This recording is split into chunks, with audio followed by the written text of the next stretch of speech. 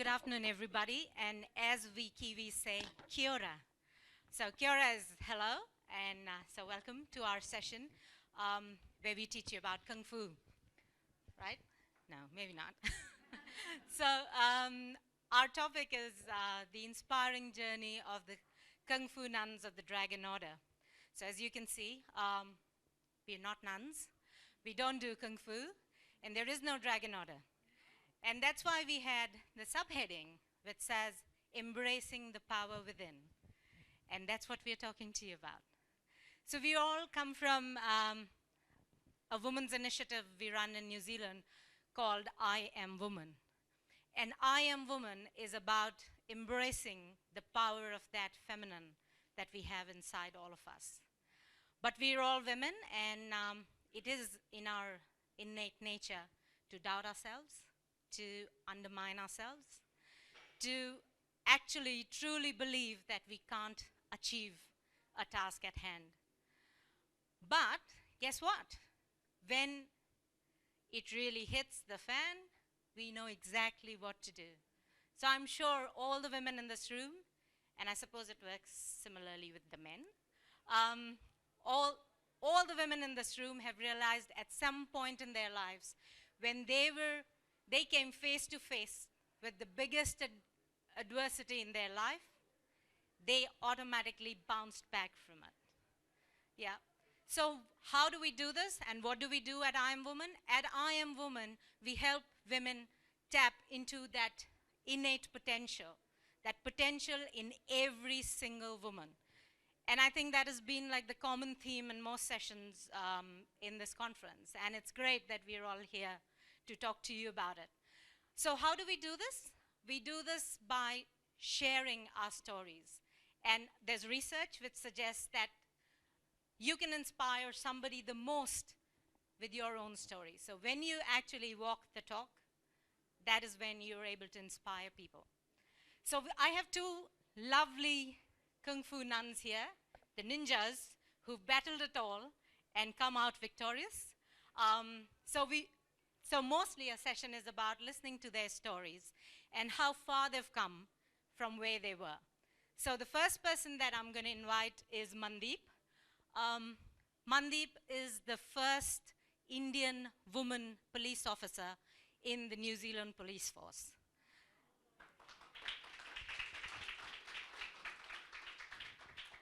So she's a sworn police officer. She's held in very high regard. She's a star. She's on our newspapers quite regularly. And so she also heads a lot of other initiatives within the police. So I'm going to, without much ado, just hand over to Mandeep, who will start her story from a time when she wasn't a police officer and when she had never imagined where she will be. Mandeep. Thank you, Anu. You have given a very powerful introduction, and I hope I can deliver the same. So as Anu said, my name is Mandeep. I'm originally from India. This is my home where I am today. How my journey started from being a child bride to be a first Indian female police officer in New Zealand. So,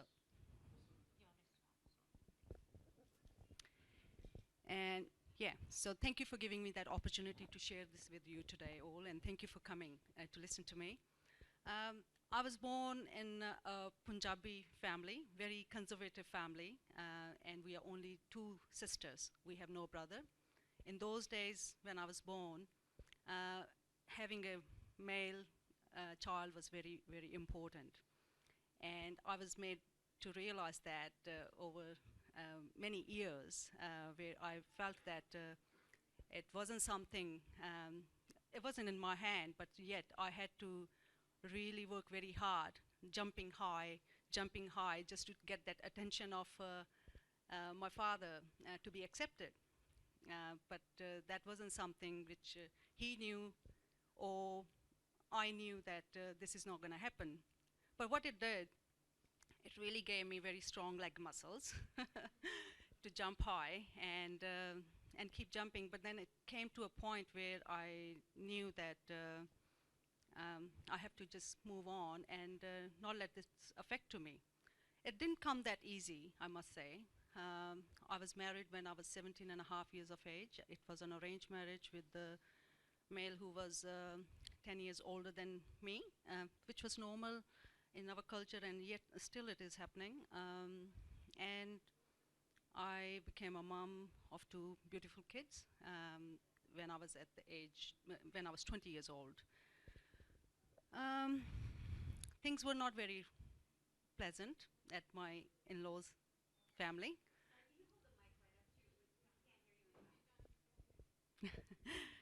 Can you hear me now? Okay. Maybe. Could you make it louder, please?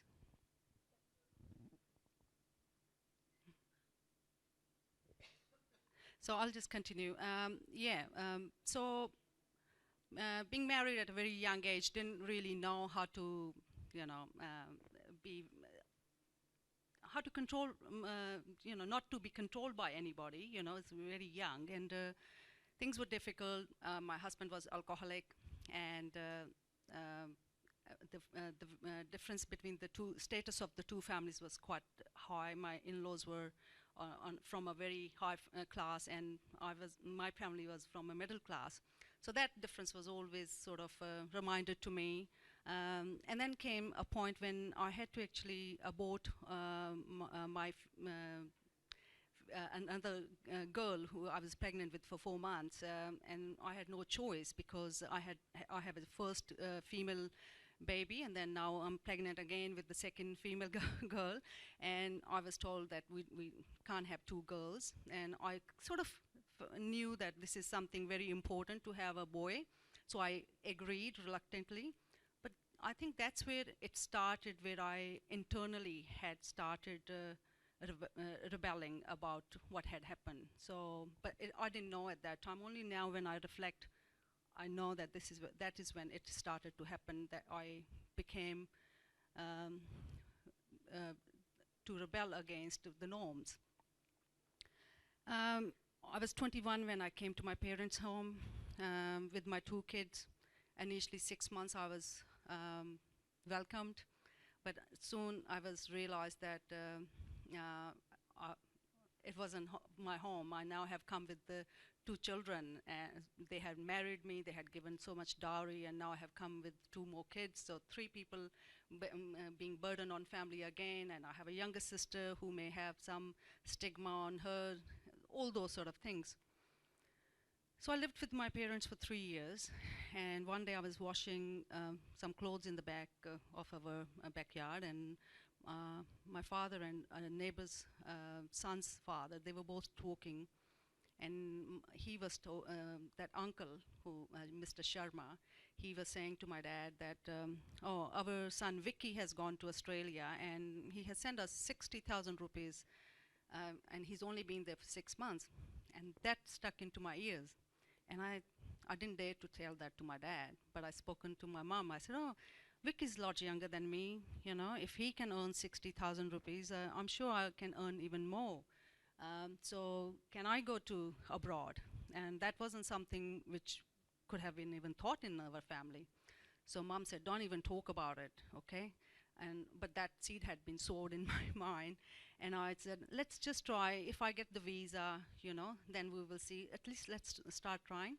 So my mom came on board, and we applied for visa, passport, all these procedures. And I got the visa because I wasn't taking my kids with me. So Australian immigration thought that I will return because I have kids behind. So I went as a student to Australia. The little I knew that because I had continued studying, I did my Bachelor of Arts and also did my teacher's training. But the agent at that time didn't tell me that I was actually entitled to apply the permanent residency. So when I went, life was not that easy. I had to struggle. I didn't know the language, although I was able to read and write, but I didn't have the speaking power. So understanding the accent, all those things, missing kids who I had to leave behind, all those things. And my very first job was doing door-to-door, door knocking, and selling one of the communications, telecommunications pack, which was Telstra. against the Optus customers. So I went door to door, and I don't know if people understood me or whether they knew. I don't know. I just, if they signed, I knew that, oh, I got a sale. You know, it was $4 for me. So I had written the pitch on a piece of paper because I was only reading. That's how I was comfortable. And then that pitch started to tear off. Then I wrote it on the cardboard and put it in the polythene paper so it doesn't have any weather effects. And I continued doing that, and it was quite good. And I was getting very comfortable. I started to understand people. I started to speak a bit more than what I was able to before. And then I went to someone's house. He was from Iraq, and he had a petrol station, and he said to me, do you know the area you are walking in at this time of the night? It's quite dangerous. I said, oh, I don't know. Whatever area my boss gives me, I just go and do my door-to-door sales. I didn't know that. I don't do area research before I start my day. And he said, oh, it's actually quite dangerous. Would you like to work at a petrol station? I have a petrol station. And I said, yeah, why not? So this is how I got the first job at a petrol station, where I was interacting with some taxi drivers from my home country, with Pakistan and India. And I started to ask them, oh, how did you get the taxi license and all that? And here I became a taxi driver and started to drive taxi. So during that time, so I moved to New Zealand in '99. I knew that I was entitled to apply for permanent residency, but doing that in Australia wasn't easy. So I came to New Zealand, and all I knew was how to drive taxi. So I started driving taxi again in New Zealand. And then that's when I met one of the psychiatrists. We had a long journey. It was a peak time of the day. And we started to talk. I don't recognize her face. I don't know who that person is, but she was the catalyst for me to change my life. She introduced me with something which I perhaps wouldn't have thought at that time of my life.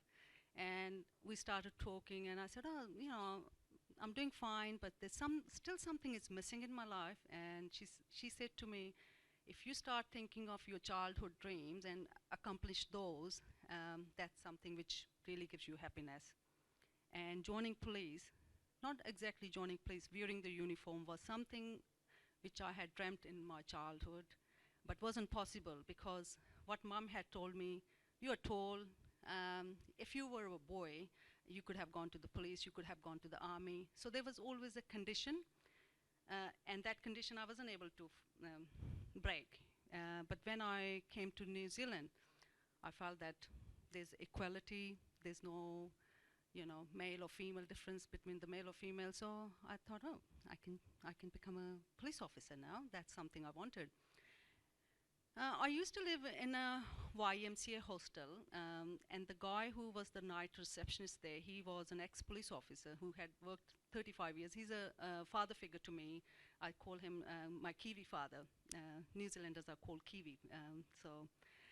Every night when I finish my driving taxi, 2 in the morning, 3 in the morning, I'll go and sit down. He'll make me a Milo, and we will sit down, and I'll ask him about his experience as a police officer. And I expressed to him that day that I would like to join. What do you think? Can I do it? And the next day, he brought the pack, and the information pack for me. And here, because I was driving taxi, I had put on a lot of weight. I was eating chocolate and Coke to stay awake. That was the best diet. If I had eaten any carbs or roti or rice, then I was feeling asleep. So the best diet for me to stay awake, to work long hours, was Coke and Mars bar. Then I had I had to lose some weight, and I also had to learn the swimming, which I had never ever been into the pool in my life before, because culturally it wasn't something I was exposed to. So I had to buy the swimming costume, first time in my life, which I bought orange colored costume. And with sarong. So my physical instructor, who till today reminds me of those togs with the sarong, and he said when he first saw me, he wasn't sure that if I'll be able to meet that requirement, because I'm too shy with the sarong and all that, and orange togs and all. But I proved him wrong, and I learned the swimming from scratch. I was at 35 years of age at that time, learning something new, I have created some fear in my mind, water fear and all that. It wasn't easy, but I was determined. So it took me 10 months to be a competitive swimmer, where I was able to swim 50 meters under 54 seconds, and I also had to run 2.4 kilometers in 11 minutes and 15 seconds. So that was the requirement. My best time was 11:07. So all these things, took me 2 years, and then here comes the Monday, 8th of February 2004, when I was accepted to join the New Zealand Police and have the honor to be the first Indian female police officer. Thank you. So I went for 19 weeks to Pororua. It's in near Wellington, and that's where I was trained to use the firearms and all those driving fast and all those things which not a normal citizen can't have the privilege to. So very honored to have been trained. I have worked as a frontline officer since and done community policing, family violence, which is obviously was the reason for me to join as well, which kind of continued me. And I have, while I was working, I felt I was healing myself and being there for those women who perhaps are in the same boat which I was in, and just giving them that example of something which I have lived, not that I have read, but I have lived, maybe had some more impact on their lives, and certainly have some very good stories which have kept me going, and I'm still going. Worked as an intelligence officer, and now most recent role which I'm holding is as an ethnic liaison officer, which is understanding the issues of our ethnic communities who have migrated to New Zealand, and then also helping the internal force to understand some of the cultural issues which they may not have simple answers to. So it's kind of building the bridges between the two in my communities and the force I work with. It's been a pleasant journey. What I would like to say here is that it's the dream everybody has, the dream in their life. Follow your dream. And if you have to jump high sometimes, it's making you strong, don't always have the expectations. You will learn just to move on, but you will definitely have strong leg muscles by jumping. So don't regret. And just believe in yourself and be yourself. That's all I would like to say. Thank you.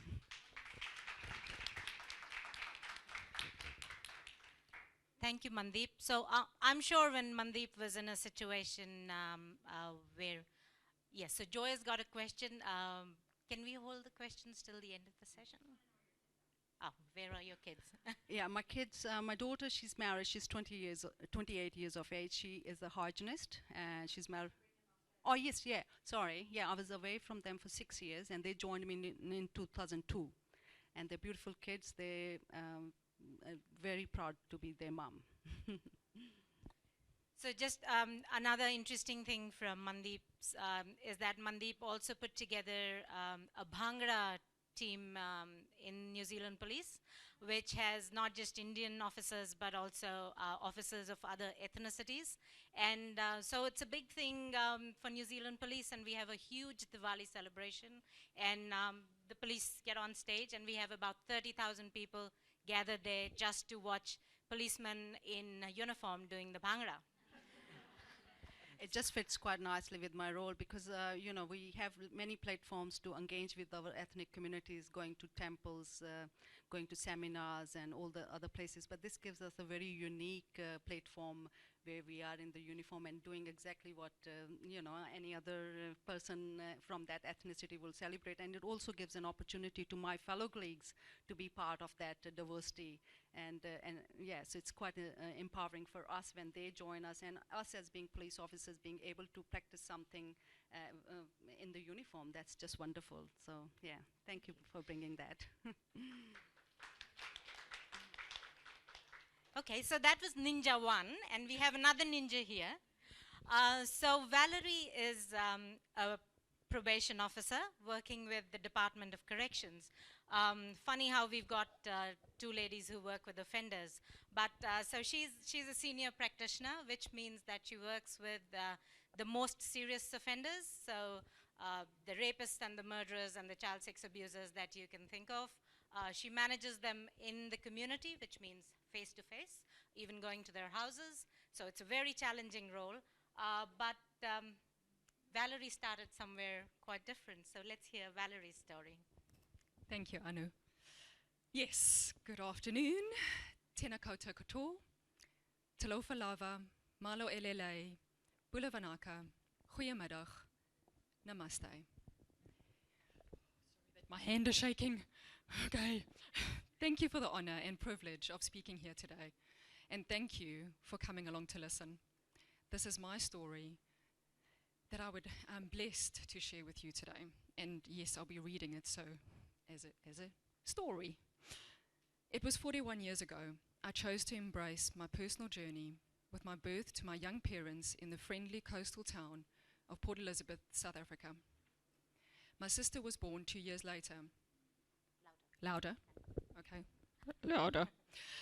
With the mounting parental pressures, relationship difficulties, and a daily battle to make ends meet, my parents divorced when I was 5. All through primary school, my mom did all she could to provide for us as a single parent, working long hours, almost 7 days a week. Under the circumstances, I naturally assumed the role of a young mother, caring for my sister. In those days, they called us latchkey children, as we would see to it that we got home, let ourselves in, fed, and looked after each other. Living in the poorer south side of Johannesburg, we found ingenious ways to create magical fantasy adventures, like building a raceway in backstreet alleys, or a gigantic obstacle course at a construction site, or pretending we were flying by sliding down mine dumps on cardboard boxes.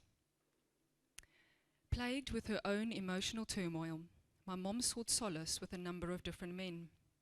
They became stepfathers for brief periods in our life, and sometimes we had stepbrothers. We were never quite sure how long they would be in our lives, and so we moved homes a number of times to adapt to the ever-changing circumstances. In the background, with little awareness from us, my dad had remarried and was battling for custody of us. At the beginning of high school, we left my mom and moved in with my dad, stepmother, and 2 stepsisters in the coastal city of Durban, 600 kilometers away from my mom. At this time, my mom moved in with a man who she later lived with for 11 years before we begged her to leave him because of his emotional and psychological abuse of her and sexual harassment of me. After only a few months, we left Durban to move back to Johannesburg with my dad, stepmother, and 1 stepsister, as the other one stayed behind. In the small 2-bedroom flat, we started noticing the severe relationship breakdown between my dad and stepmom. She openly had an affair in front of us with the next-door neighbor's son, who was half her age. She became emotionally and psychologically abusive towards us and encouraged our involvement in antisocial activities. About a month after my 17th birthday, I was raped by my stepmother's boyfriend, who removed me from my bed where I was sleeping to violate me on the outside toilet's concrete floor and then put me back in my bed when he was done. My dad and stepmother have never found out. I only told my mom 13 years later, which resulted in her severe emotional and psychological trauma. Just 2 months after I was raped, I met and was rescued by my knight in shining armor, who continues to give me unwavering emotional support 24 years later. To this day, I still battle with intimacy issues. Despite feeling safe and secure in a stable relationship, I believe, was it not for his incredible inner strength and divine life purpose to be my protective warrior, he would have left me a long time ago. His master's studies in psychology has probably been helpful along the way to assist in being a consistent, meaningful source of repetitively debriefing my trauma. He is now the principal psychologist at a new men's prison, Auckland South Corrections Facility. On reflection of our relationship, my husband has recently said, "You know, with us, it's not 1 + 1 = 2, but rather 1 plus 1 equals infinity. At around 18, when my dad separated from my stepmother, I also left to rather live with him, while my sister stayed with my stepmother.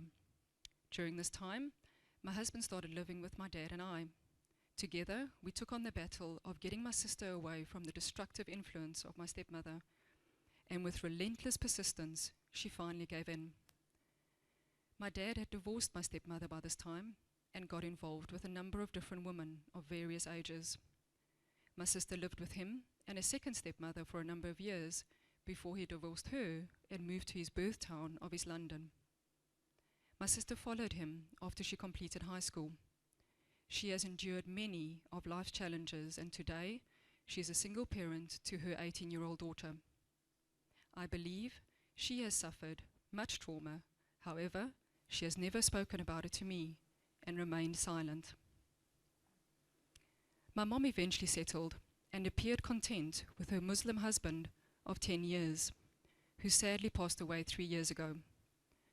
I believe my mom too has suffered much trauma, however, never spoken to me about it. This was until one unexpected moment about a month before my 40th birthday and her 60th.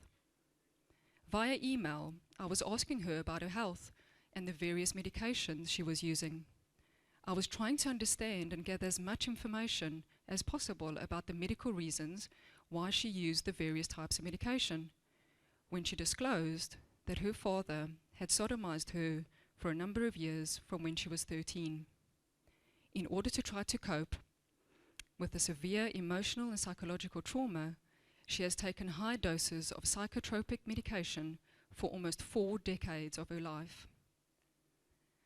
I was in utter shock and appalled by what my grandfather had done. Suddenly, in that moment, I experienced a revelation that explained so much of my mom's emotional turmoil we witnessed as little girls, and how she was desperately trying to find someone who would truly love her without victimizing or violating her. She had never told anyone until this moment. Her truth was told, her silent tomb was opened, and she was set free. My dad eventually settled and appears content with his wife of 14 years. I believe he too has suffered much trauma, however never spoken to me about it. I have still not told him that I was raped in the house he was living in at the time. He was estranged from my stepmother and so was living in the outside bedroom, just a meter from where it happened. I don't know how to start telling him. I don't want to hurt him.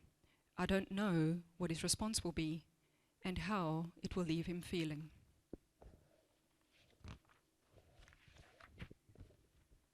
I went on to first study education at the University of Port Elizabeth and then psychology at the University of Pretoria.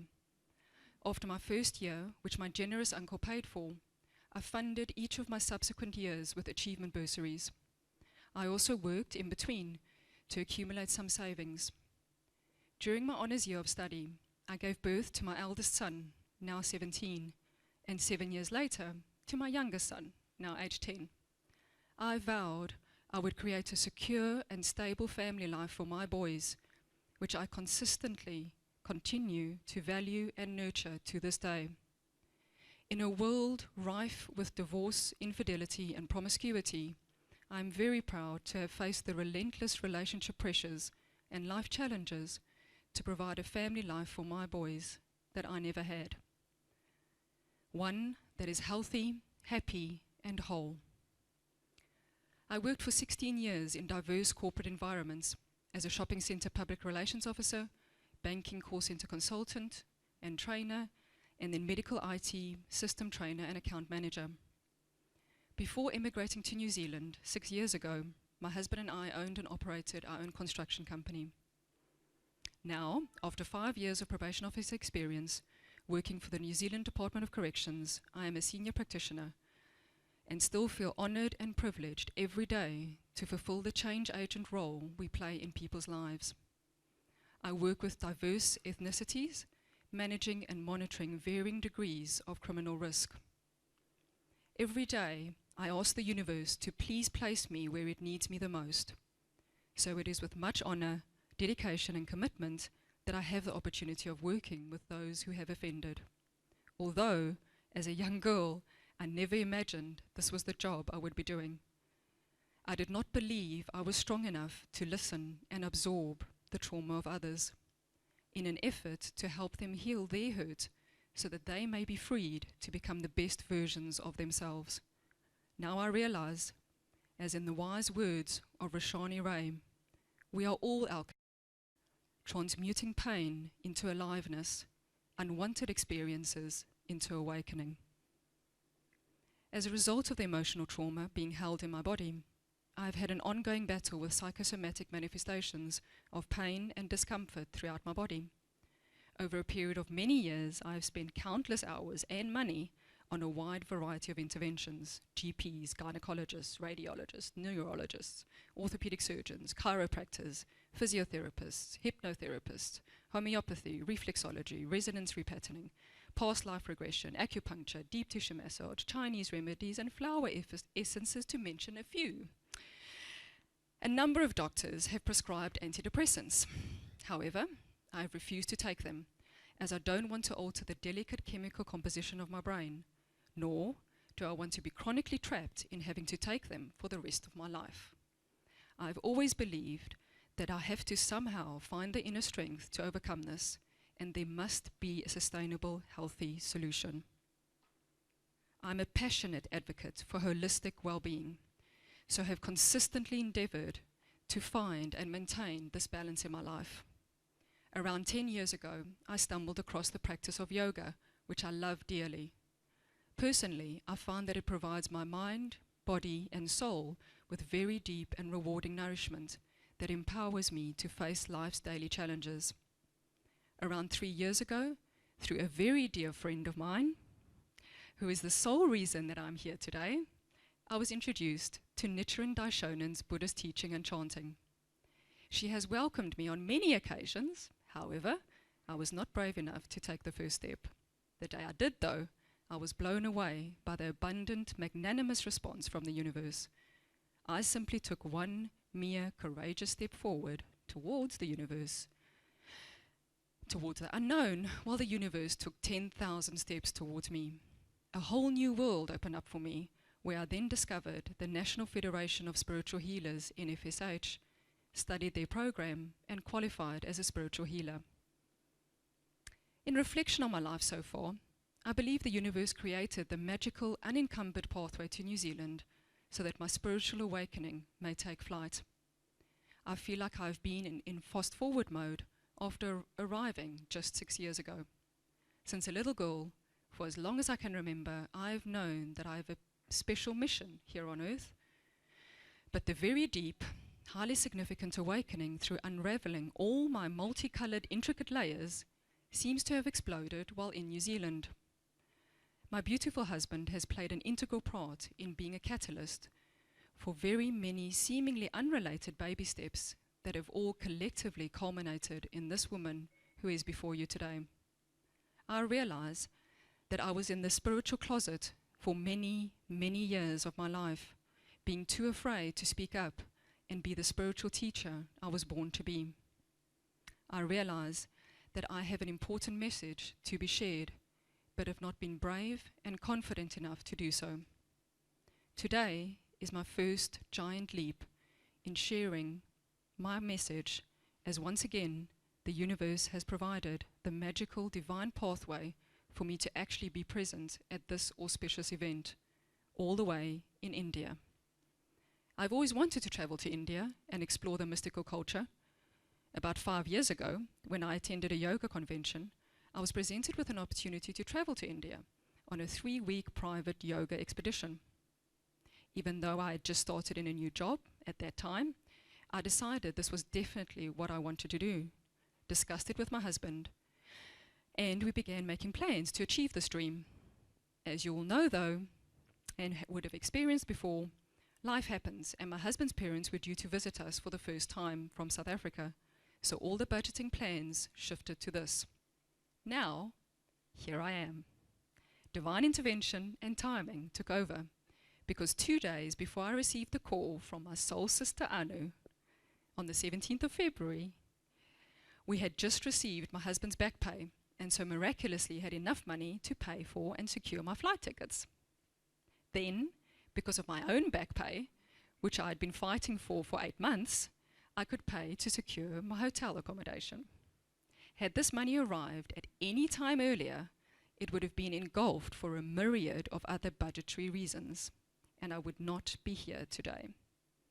With the dawn of 2016, I had an overwhelming feeling that this year was going to be exceptional. I could feel it in my bones that something big was going to happen, something directly linked to the mass explosion of human awakening and the emergence of the new age of light. Little did I know that this is it, and I am here. Last page, I promise. Ultimately, I believe I serve a spiritual purpose in everything I do. I'm a spiritual being in a human existence. In order to maintain a strong, meaningful connection to the universe, on a daily basis, I apply a number of strategies to keep me spiritually mindful and present in the moment. I surround myself with inspiring quotes. No matter how many thousands I have read over the years, I can't get enough of them and love sharing them with everyone around me. I love awe-inspiring pictures of nature and animals. I love to read spiritually uplifting and inspiring books by authors such as Louise Hay, Doreen Virtue, Marianne Williamson, Rhonda Byrne, Edward Taube, Eckhart Tolle, and Rebecca Campbell. I love listening to inspiring music that feeds my soul, empowers my heart, and encourages my mind to keep believing and persevering despite adversity. I love watching inspiring movies of other people's courage, rising victorious to overcome what seems to be even the most insurmountable obstacles. I repeat positive affirmations as often as I can remember them. I'm madly in love with the new adult coloring in books and can lose myself for days in a meditative trance. I love glorious sunshine, magical rainbows, and twinkling lights. I believe in fairies, angels, crystals, magic, and miracles. I'm intensely grateful and passionately uphold loving kindness. My two precious boys, gifted to me by the universe, provide me with constant spiritual inspiration and purpose. In those lowest, darkest moments, just the thought of their angelic faces has pulled me through every time. I am deeply humbled and thankful for my many colorful and rich life experiences, which have all played a valuable part in the person I am today. I am blessed to have experienced the struggles to be at this glorious place today. Since a very young age, and for as long as I can remember, I've always known that I have a very important message to share. I'm not sure what it is, but my heart and soul continuously urge me to share it and to do so on a mass scale.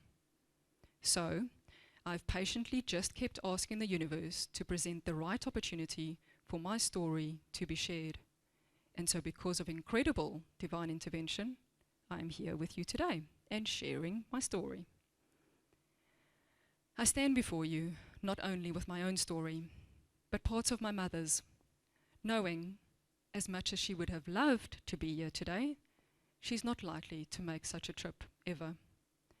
I'm not sure what role I need to play, but I'm compelled to play it in order to deliver on my sacred contract with the universe. I'm an ordinary woman with an ordinary life, yet an extraordinary soul passion to awaken the divine feminine and manifest the new age of light. So in the magical and mysterious personal journey of self-discovery, as we say in New Zealand, ko wai-o, who am I?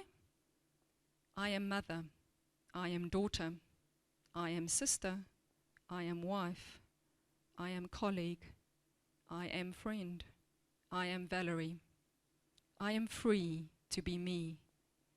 I am a rainbow, angel, fairy, princess.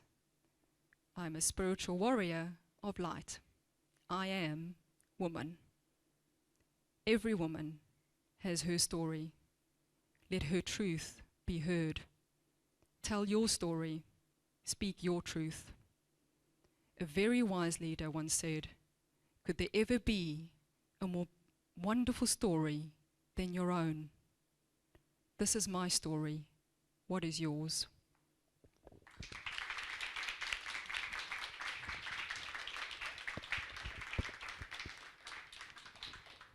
Thank you, Valerie, for sharing your story. So, the key message here is no matter what life throws at you, you have that ability to bounce back. And not just bounce back for yourself, but for others in your life, the others around you.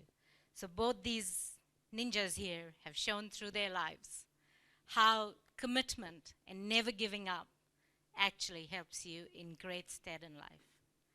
So that was our little presentation about the Ninja Warriors. If there's any questions, we're happy to take.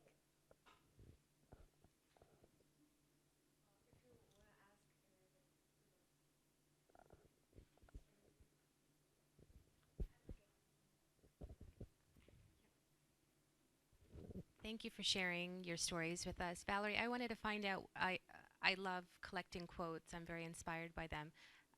What is your favorite quote that you'd like to share with us? Oh my goodness.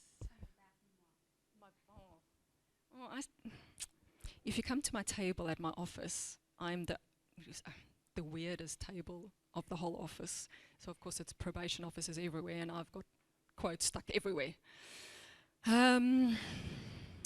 What would be my? I think. Yes. About motherhood. About. It's putting me on the spot. About motherhood.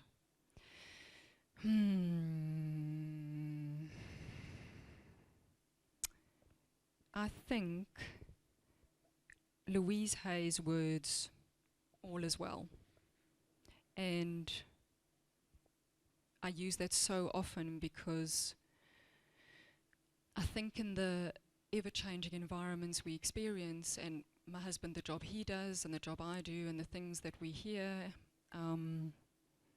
we have to believe that all is well. And if we do, everything else falls into place. So I would have to say that applies for everything for me, as well as motherhood. Thank you. Hi, Mandeep. I'd like to ask you, with everything that you've gone through and the challenges that you've conquered very, very successfully, you've become a very, very strong woman. How do you stand in the role that you have within the workplace that you're at? Because working with police is, it's like an old boys club. So how do you find yourself in that role with everything that you've gone through? Quite comfortable. Early days were difficult. It was completely different culture. Even if a Kiwi woman have to join, and we have shared those thoughts with among ourselves, not just being an ethnic woman. So we all sort of share the same sort of experience, because it's a police culture itself, not only in New Zealand, all over the world. It's quite similar. It's quite a male-dominating organization. Slowly I have seasoned into it. I feel very comfortable. I would like few things to be changed, and I know that those changes may not happen just yet. But I'm quite comfortable. I have accepted those barriers, but would like to continue to work towards those changes to come till I serve as a police officer, and even after that, till I live. I would like to make those changes in people's life, be a mentor. If I can't achieve personally those changes I would like in my personal life or career, I would like those to happen in others, and see those and see that as a healing point for me. Same as I have done for the victims of family violence, they heal me. Similarly, I think when those changes come after many years, I'll feel same pride as I would if they happened to me today. So I'm quite comfortable. Thanks, Gurmeeta, for asking that. If we have a couple of minutes, actually, there's a very interesting little incident from Mandeep's experience that she's probably missed out today. But it just tells us how conditioning and mindsets work. So I'm referring to your experience of going to get a driver's license in New Zealand. You want to share that? And when I heard it first time, I was blown away. Yeah, what had happened when I was thinking of getting driving, become a taxi driver, so I had to get the driver's license in Australia. So I went to get the driver's license. I was standing in the queue, and I got the form, and so I started filling. I said, "Oh, I don't think she's given me the right form." So I went back and I said, "I don't think you have given me the right form." She said, "Yeah, this is the form we sent." I said, "Oh, but this doesn't have the daughter of or the wife of, because this is how in India any official form you fill, you have to either to be a daughter of or father of." And she said, "Oh, no, no, no, no, we just want to know who you are."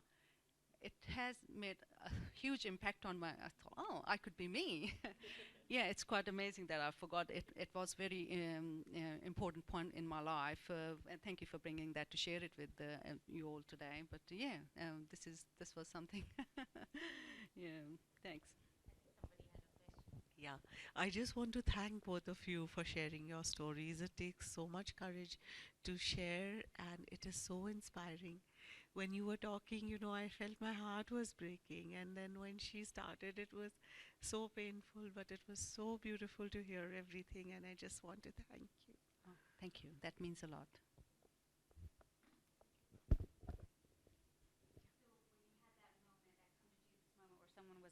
When you had that come to Jesus moment where someone was like, "Who are you?" I'm curious about your counsel that you gave to your daughter when you realized that it was not about where you came from, but where you were heading. Could you simplify the question? What'd you tell your daughter when you were raising her? Oh, raising her, at that time I was in my own struggles, and we had that 6 years of separation as well. She came when she was 14 and teenager, but they started to work. They just learned, just me being there. There hasn't been much verbal explanation to them what I would like them to be. I think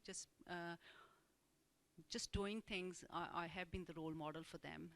And I sometimes, when I have discussions with them today, I feel I learn from them. They are much wiser than I feel I can ever give them advice. And they have learned themselves, to be honest. I think the struggles, the life just thrown at them, and they just learned. And I'm very proud of them. But I would just tell her this: be yourself. Only time when she asked me about my advice, and that was when Richard, she's married to a Christian boy from India, and she asked me, Richard has asked me to convert into to become a Christian, and I don't like that. So that tells me that she's a strong woman. And then she's looking, she obviously loves Richard, and she's looking for that advice. And she said, "What do you think, Mom?" And I said, "You don't practice being a Sikh as much either. And if he's asking you to be, don't you think it's a good thing that he has a faith in something and belief in something, and then he's a nice guy. Why this is becoming a barrier? But it's a decision you need to make. But in my eyes, anybody who has some sort of discipline and faith in something tells me that he's a nice person." She never gave me any answer back, but she accepted his ring, and I think that was the answer for her. But otherwise, I really didn't have to tell them much. They studied well. She's the one who highest educated in our family. She's done the 3 degrees, and all that. Hats off to her. Yeah. Valerie. Yes, Pia.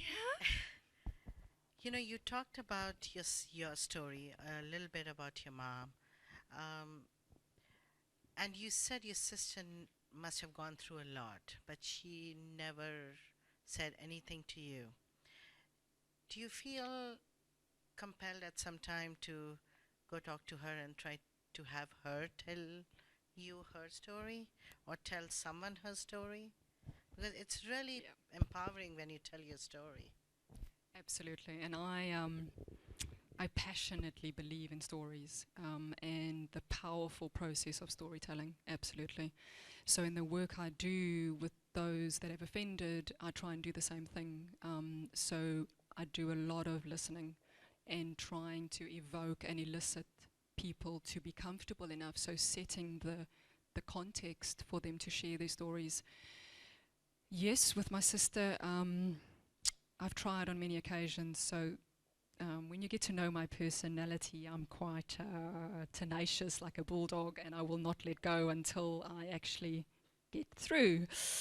When it's your own family, though, it's harder, and because it's my sister, and I only shared some of the life with her because she would have been exposed to other stuff that I was not there as the big sister to look after her, because that's what big sisters do, or supposed to do, I thought. And from very early on, taking on the motherly role, that's what I always wanted to do, and still till today. But I also realized that I don't want to push her too hard or too soon, and I also believe that when people are ready, they will share that. Because of my belief in the universe, I trust that she'll find someone who's maybe going to listen and listen truthfully from their soul, and that will be able to nurture her. But yeah, I would love her to find someone who cherishes and nurtures her for who she is, and that hasn't happened as yet, but I never give up. I'm an eternal optimist. So yes.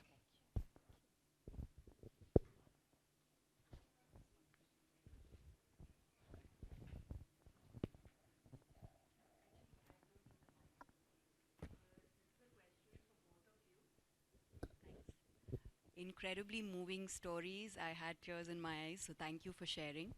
What I want to know is both of you have individually been through traumatic, kind of childhoods, and you've been through a lot. And even the work you do, you come across, I'm guessing, hardcore elements in society. And it's so easy to become cynical, so easy to become bitter. But it's quite obvious the two of you, you have a light shining from you. There is compassion there. There is softness, kindness. So how do you keep that going?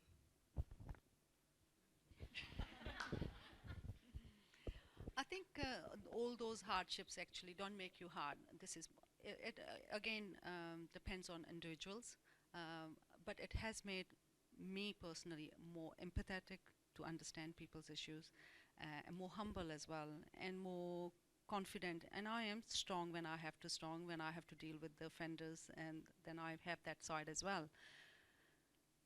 But more empathetic, more helping, as I said, it's healing myself. So it just comes naturally. I don't have to work for it. It is just there. I'm who I am. But thank you. I take that as a compliment that we come across as you described. Thanks. Yes, for me, I'd have to say absolutely agreed. I do get a sense that perhaps because I have experienced what I have, that in some way I can relate and have that empathy. So obviously we never ever go there and don't cross boundaries ever. But I think relating back to what Dr. Habeen said is, when you talk from your heart or your soul, that's where it would be heard from.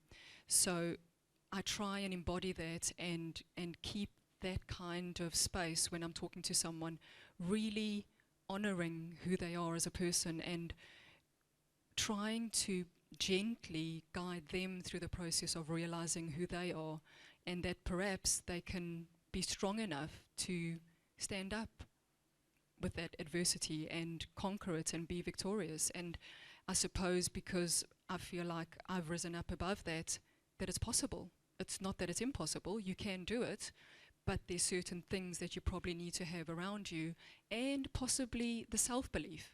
And that comes from within, but you need to strengthen that within first, because sometimes the brokenness is really, really, really broken.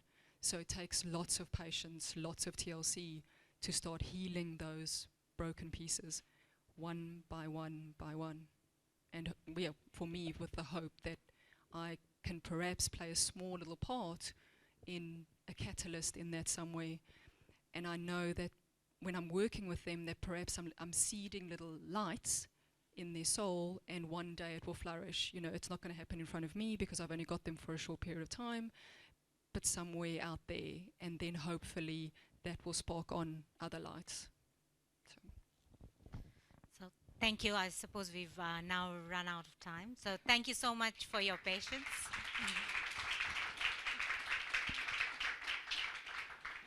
So all I'd like to throw in there is that obviously their strength comes from a place in the heart, a place in the spirit.